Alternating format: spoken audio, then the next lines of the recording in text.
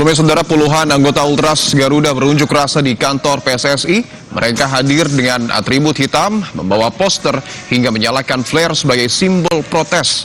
5 tuntutan yang dibawa mereka merupakan kelanjutan dari kekecewaan atas kegagalan Timnas Indonesia di kualifikasi Piala Dunia 2026. Mereka menuntut manajemen Timnas yang profesional, penyusunan roadmap jangka panjang, rekrutmen pelatih transparan, penguatan pembinaan usia dini, serta pelibatan supporter dalam perkembangan sepak bola.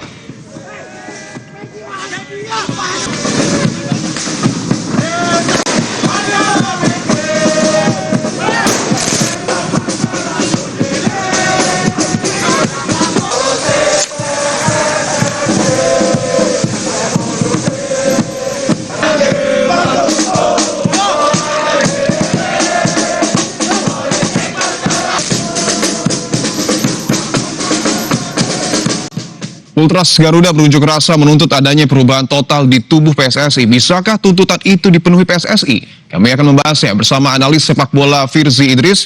Mas Firzi, selamat petang. Ya, selamat petang, Dipo.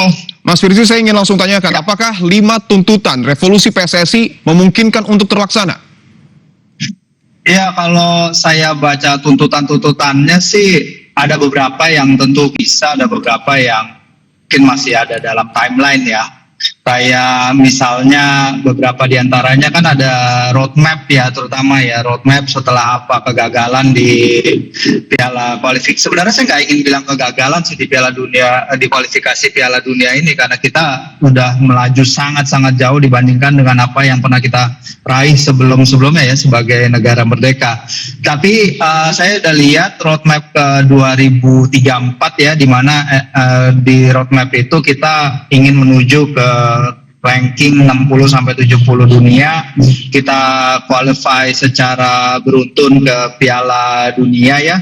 Dan dari apa yang dipertunjukkan, memang sejauh ini kita bisa lihat ada strategi grand plan-nya ya untuk menuju ke sana. Tapi memang itu baru rangkaian-rangkaian target-target ya, terpenuhi apa tidak itu kan nanti akan menjadi urusan lain. Yang paling dekat mungkin misalnya di Piala Asia 2027, dalam roadmap itu kita menargetkan posisi quarter final ya, dan tahun depan kita menargetkan at least rank 110, kemudian menembus rank 90.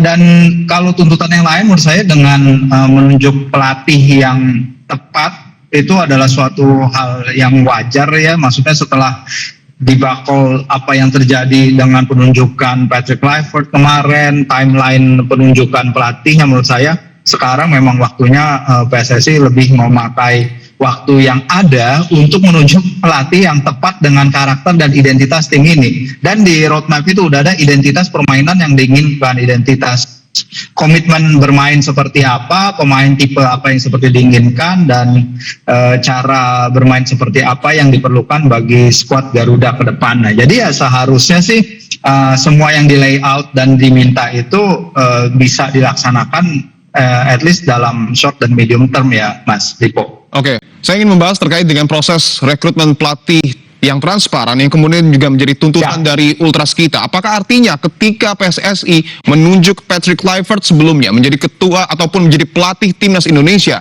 ini tidak dilakukan secara transparan?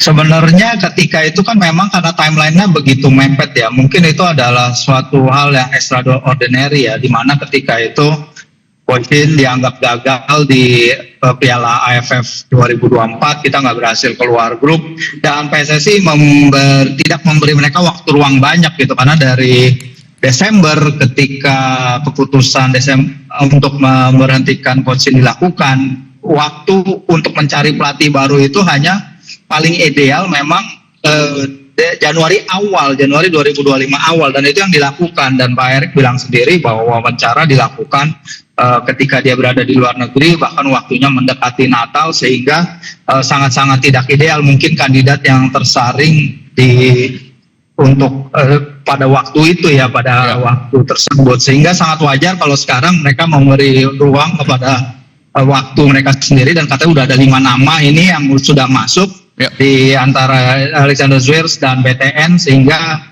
nama-nama ini nanti akan disaring dan diteliti lebih lagi sebelum dibawa ke rapat expo. Seperti itu, Mas.